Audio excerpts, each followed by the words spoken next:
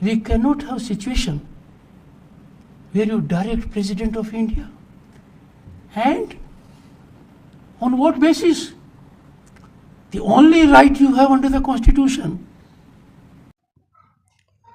भारत के उपराष्ट्रपति जगदीप धनखड़ एक बार फिर से सुप्रीम कोर्ट का जिस तरह से कड़ी आलोचना किए हैं और सुप्रीम कोर्ट जिस तरह से सरकार पर जब हंटर चला रही है तब सरकार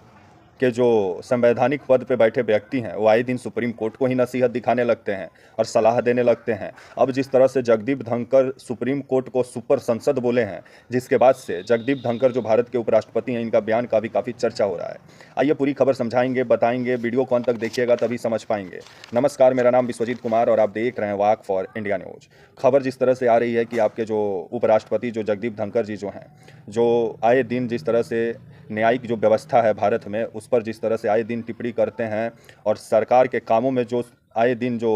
न्यायपालिका जो दखलंदाजी जो करता है उसको लेकर के जगदीप धनखड़ आए दिन सुप्रीम कोर्ट पर निशाना साधते हैं। तो वहीं सरकार कुछ गलत अगर काम कर रही है तो उस पर नज़र रखने का काम तो सुप्रीम कोर्ट का तो है ही, और सुप्रीम कोर्ट अगर कुछ गलत हो रहा है तो उसको सही करने का भी काम सुप्रीम कोर्ट का ही है। यही तो काम है न्यायालय का। लेकिन जगदीप धनखड़ इन दिनों ऐसा लग रहा है कि सुप्रीम कोर्ट से चिड़े चिड़े रह रहे हों, क्योंकि बीते दिनों जिस तरह से सुप्रीम कोर्ट में जो आपका तमिलनाडु का जो मामला आया, क्योंकि तमिलनाडु के जो मुख्यमंत्री हैं आपके एम.के. स्टैलिन, इनका कहना था कि जो तमिलनाडु के जो राज्यपाल हैं आपके जो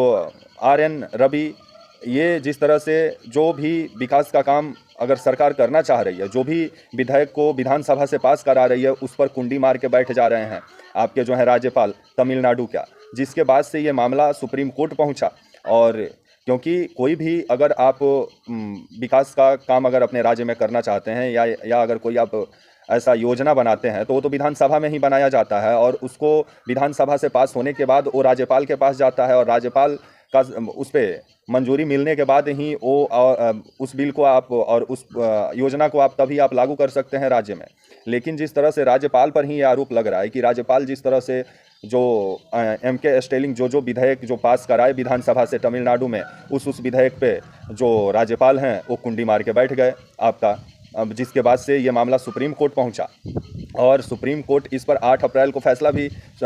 मौखिक फैसला सुनाया और 12 अप्रैल को लिखित रूप में फैसला आया सुप्रीम कोर्ट का। और सुप्रीम कोर्ट का कहना था कि कोई भी राज्यपाल जो हैं वो 1 महीने से ज़्यादा विधेयक को अपने पास नहीं रख सकते हैं, क्योंकि जो केंद्र सरकार है, जो मोदी सरकार है, वो राज्यपाल की नियुक्ति करती है। तो आजकल जहाँ जहाँ मतलब बीजेपी का शासन नहीं है वहाँ राज्यपाल बीजेपी को पूरा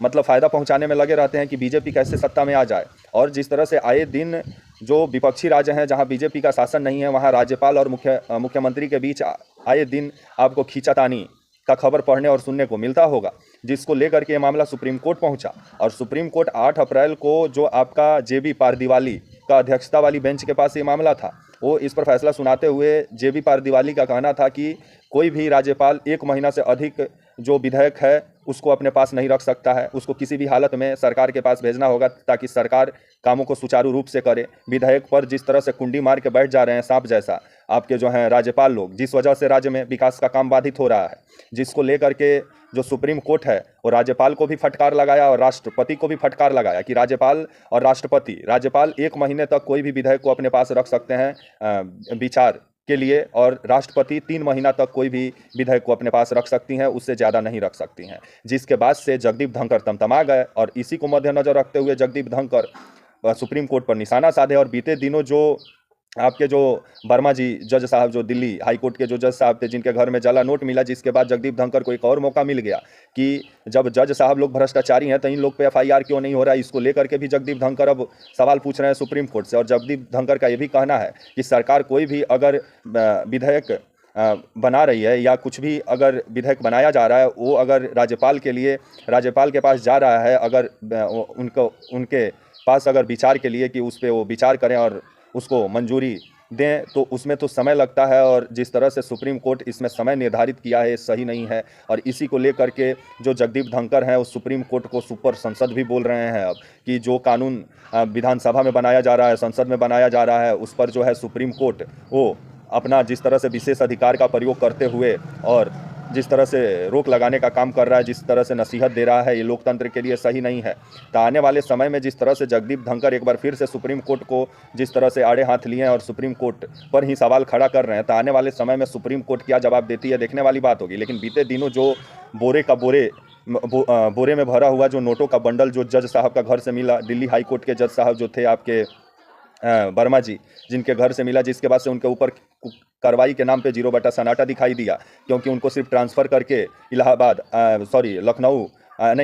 हाई कोर्ट भेज दिया गया और वहाँ के भी जो वकील थे वो भी विरोध किए। लेकिन अभी तक कार्रवाई के नाम पे कुछ सामने निकल के नहीं आया, जिसको लेकर के अब न्यायपालिका पर ही जगदीप धनखड़ निशाना साध रहे हैं, क्योंकि कॉलेजियम जो व्यवस्था है उसको लेकर के सरकार चिढ़ी हुई है और सरकार चाहती है कि जज की जो नियुक्ति होती है उसमें सरकार के भी नुमाइंदे शामिल हों, और ऐसा जो कॉलेजियम है वो ऐसा कभी होने नहीं देगा, जिसको लेकर के आए दिन जगदीप धनखड़ जो है वो निशाना साधते हैं। अब जिस तरह से जो MK स्टैलिन जो कोर्ट पहुंचे सुप्रीम कोर्ट, जो राज्यपाल जो कुंडी मार के बैठ गए थे विधेयक पे, जिसके बाद से 1 महीना के अंदर में विधेयक को मंजूरी देना होगा आपका राज्यपाल को और 3 महीना के अंदर राष्ट्रपति को, जिसके बाद से अब जगदीप धनखड़ जो है वो पूरे तरीके से तमतमा गए और आपके जो सुप्रीम कोर्ट है उसी को लतार लगाने लगे, जिसके बाद से अब आने वाला समय ही बताएगा कि सुप्रीम कोर्ट इस पर क्या जवाब देता है। तब तक के लिए आप मुझे इजाज़त दीजिए और आप हमारे channel walk for India news को प्लीज़ लाइक और सब्सक्राइब और शेयर करना ना भूलें। तब तक के लिए नमस्कार, जय हिंद, वंदे मातरम।